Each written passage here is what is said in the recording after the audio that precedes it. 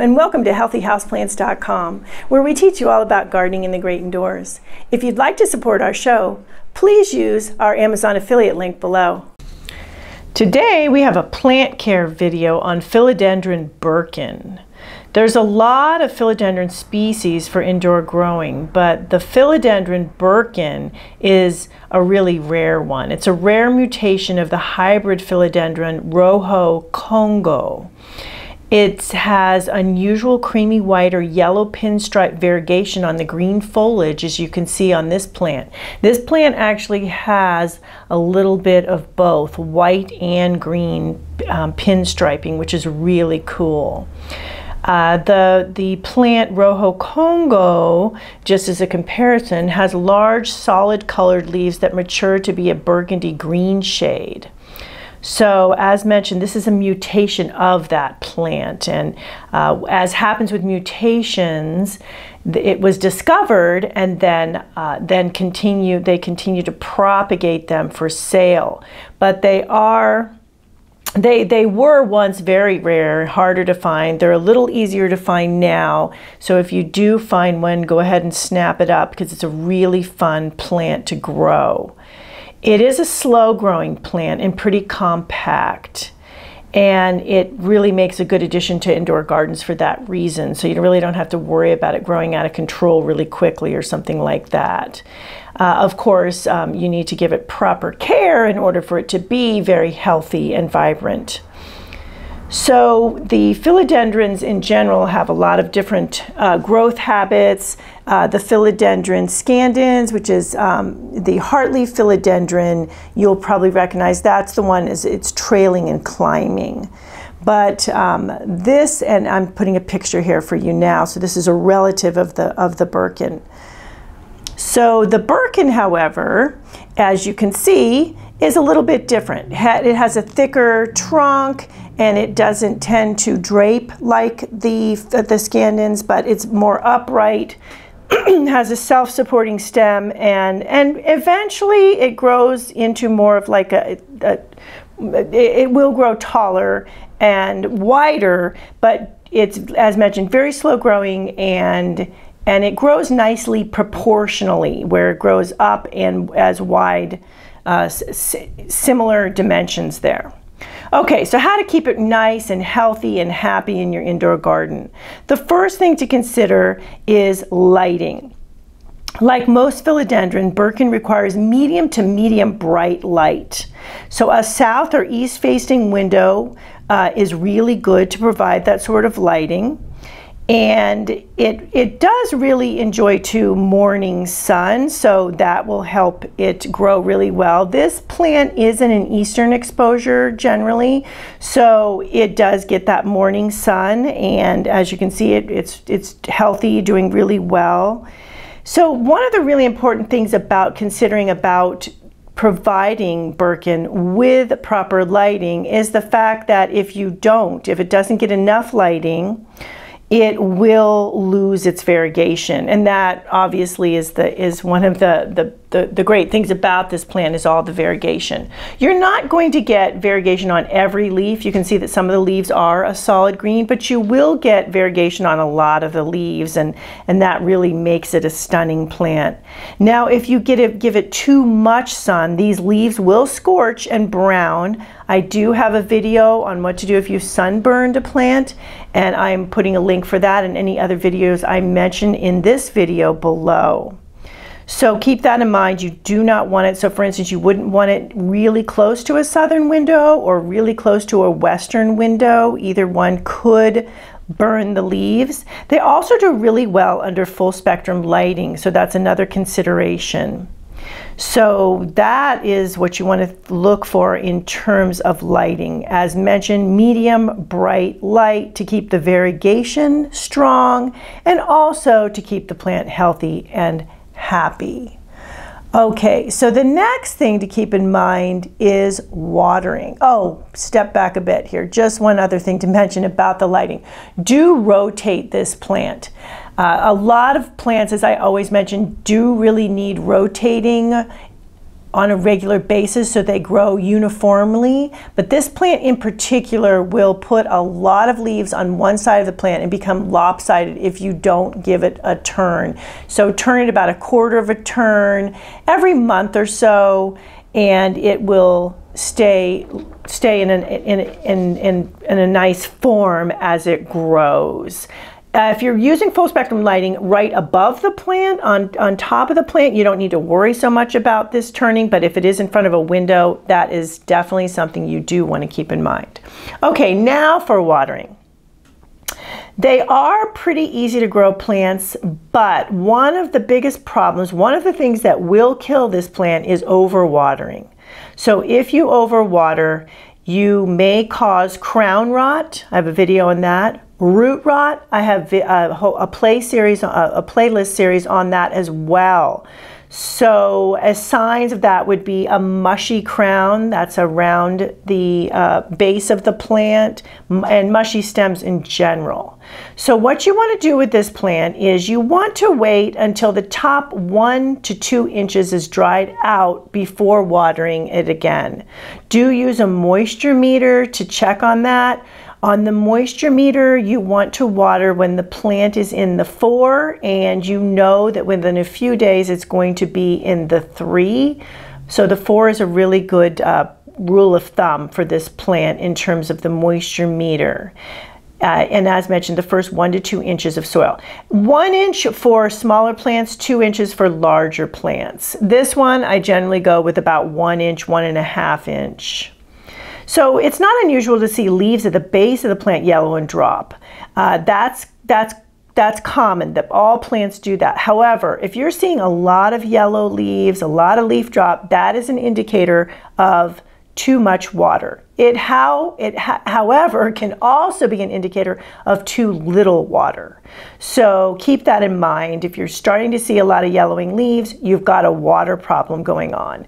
Now, you also want to make sure that the plant does not sit in a saucer of water, because that is another thing that will quickly lead to root rot. Curling leaves and brown leaf tips are generally a sign that the plant is not getting enough water. So that is another indicator for you in terms of watering. However, the brown leaf tips can also be a sign of low humidity. I'll be discussing humidity in a minute here as well. So if you find that your watering is fine, it could be low humidity, that is most likely low humidity, that is causing those brown leaf tips. Now, you don't want the plant to dry out completely, however. If that does happen, don't panic. They're pretty forgiving plants. Give it a good soaking, and then it should be okay.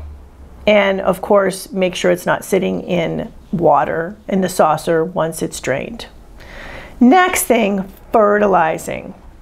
So regular fertilizing is essential for the Philodendron Birkin. For one reason, to keep the variegation going strong, for another, to keep the plant strong in general so that it continues to be a really healthy plant. However, be very careful that you don't overfeed, because these plants are also susceptible to fertilizer burn. Too much fertilizer can result in curling and browning leaves. You want to fertilize with a balanced, weak solution of a houseplant fertilizer that is organic. And I mention weak solution because it's, generally speaking, if you know a plant is susceptible to fertilizer burn, and by the way, all houseplants are, but if you know a plant is particularly susceptible, it's usually a good rule of thumb to give it the fertilizer at half strength. So you could do it at half strength and more frequently than giving it too much at the same time, or just half strength on a regular schedule.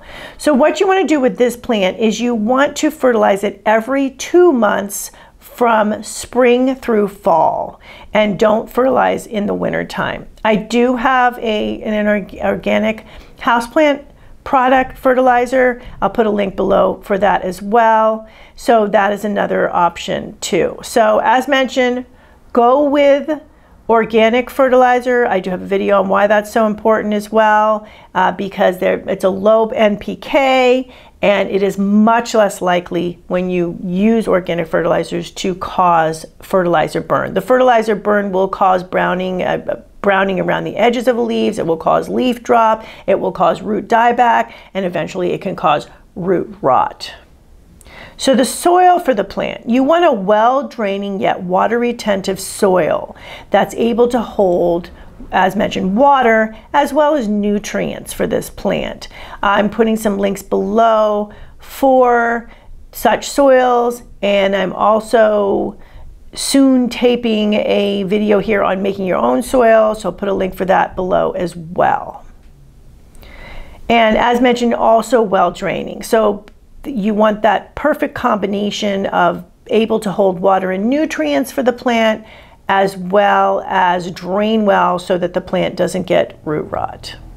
Humidity. So these are tropical beauties. They thrive in humidity. So they are good houseplants for the bathroom, where you tend to have a little bit more humidity than the rest of your house.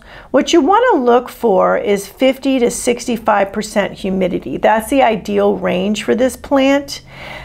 You can check humidity with a hygrometer. I have a video on how to use hygrometers and how really great these tools are for your house plants, and that will tell you your relative humidity, and will give you and you can try it around the house to see where you have the highest humidity. In terms of putting the plant, of course, it will also need to have good lighting in that area, or use full spectrum lighting if it doesn't have good lighting. So if the humidity level drops, what'll happen with the plants, brown tips, sometimes even brown all the way around the edges of the plant, of the foliage itself. So that usually, if you're watering correctly, is a sign of too low of humidity. You can also, there are ways to raise humidity as well. On a pebble tray, I have a video on that.